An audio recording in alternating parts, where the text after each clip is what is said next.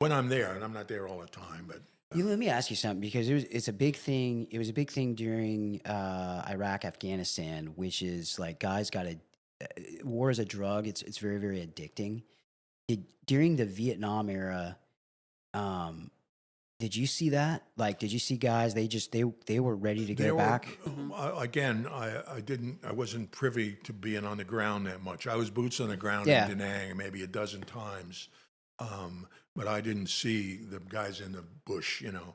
But on the ship, I mean, guys would, you know, you're not allowed to have alcohol on the ship. oh, So guys would get a case of aftershave lotion from their girlfriend or somebody, and they would be drinking aftershave lotion because it was 60% alcohol, and you know there was crap like that. I mean, it I don't was think it was Agent Orange that got him. no, it wasn't. I'm just kidding. I'm kidding. Well, it's funny because in the military, at least back then, I mean, you get some guys that they didn't have shoes. Yeah. They didn't know what the heck to do.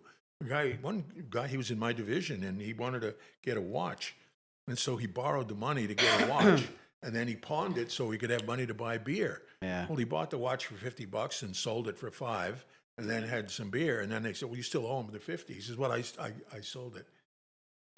You still owe, you know, and so he'd have to have they take it out of his paycheck every week to pay the people.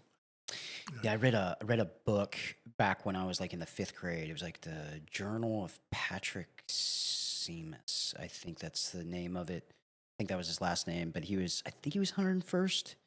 Um, but he wrote a book, or he had a journal, and the journal got published, and it was basically him throughout the entire Vietnam. But he was an infantry soldier,